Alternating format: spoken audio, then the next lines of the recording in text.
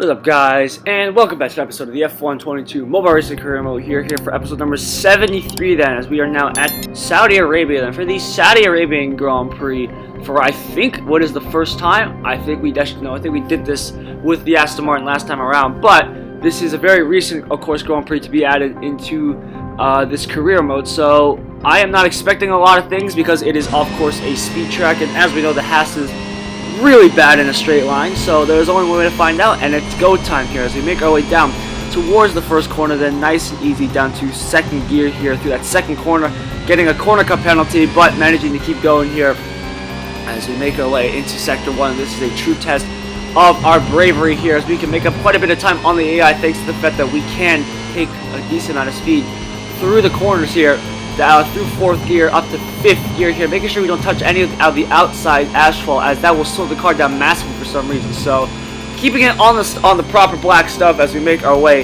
into sector 2. Then it's not the greatest for sector 33.3, and I have no idea where we are in relation to the other drivers, but I presume it's not a great time as we make our way through that long left-hander here, taking a decent line. There's probably more room there to carry more speed, just not sure, and don't want to brush too far outside towards the outside wall.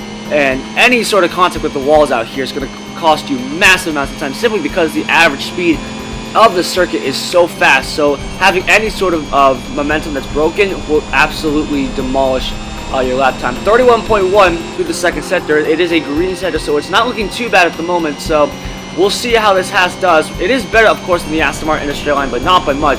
And in comparison to the other teams, it's still not that fast. So unfortunately, we're going to have to probably settle here for a low P10 finish if we can. That is probably the maximum we can assume at the moment here. DRS wide open though. We missed that apex a little bit, unfortunately. So powering our way down the main straight here, not touching that inside stuff.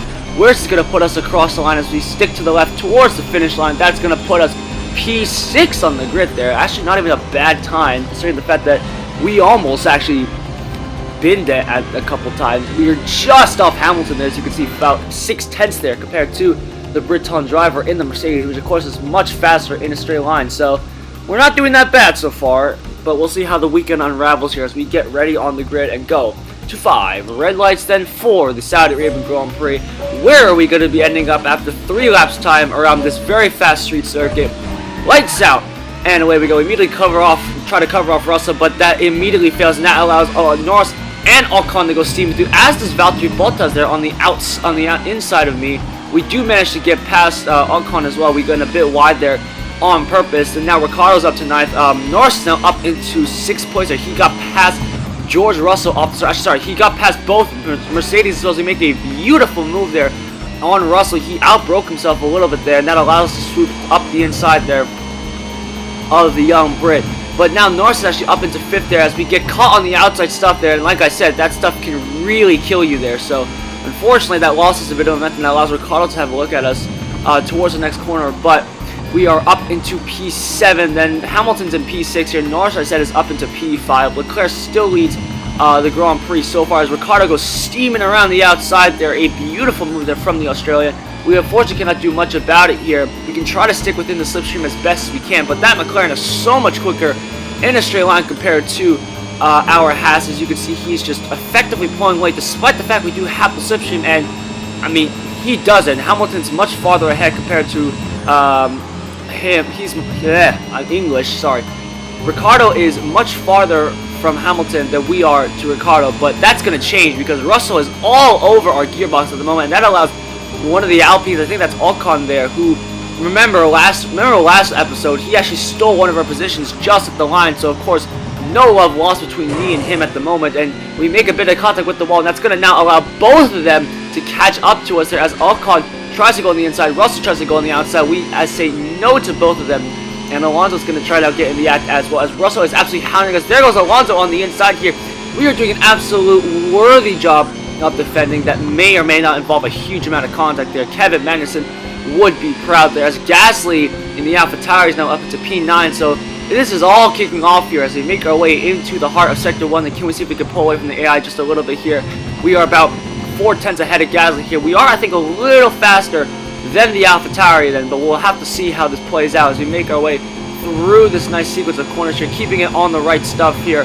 about 145 miles an hour through that zone, and now we can focus our sights onto sector number 2, then 32.7 for that first sector here. So a decent first sector for us as we now cut back on that apex and now power our way then towards the next sequence of corners. We're about just under a second ahead of Gasly, so we're not actually pulling away from him that much. He's actually staying decently in our slipstream, so we're going to have to do some more defending here on these straights as Gasly is now looking to shape up and move on the outside here. We're going to block the Frenchman off here on both areas as we make our way towards the next left-right sequence. This is not a place where you want to make a move, and I think he's going to do just that as he tucks in behind us there into the left.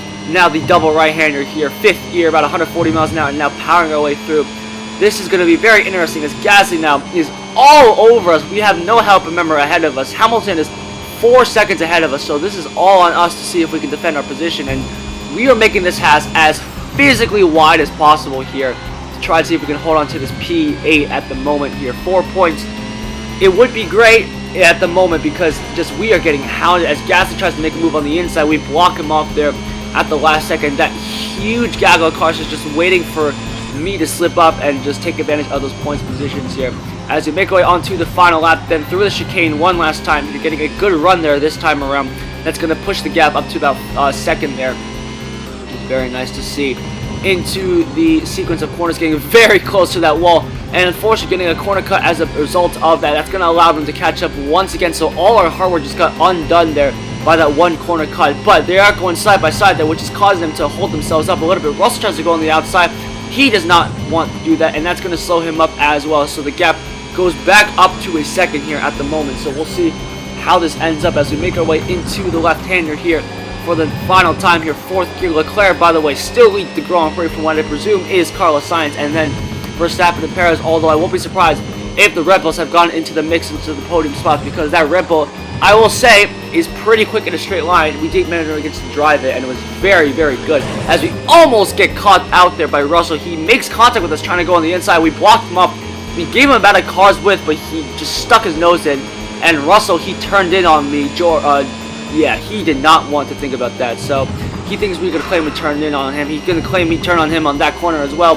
That was a bit of a weak one. I probably could have given him more space there, but unfortunately, we just did not expect him at the first point, expect him to do that. As look at this huge train of cars here. We are holding up. We just have one more corner to go. But remember in last episode, we had that corner cut penalty, unfortunately. So can we do a better one this time around as we go on the outside? Then yes, we can. Trying to look back to see where they are at the moment. Then as we try to look back again, we actually hit the brakes by accident. Russell tries to go through. Ocon's not going to fly through again, and just like last episode, Ocon is going to steal a position at the line here. We tried to look back, but unfortunately, we didn't hit the mirror button perfectly, so we hit the brakes by accident. So, on another unfortunate result, that is going to be it for the end of this episode. Hopefully, third time around, we can hold off some positions at the end of the Grand Prix.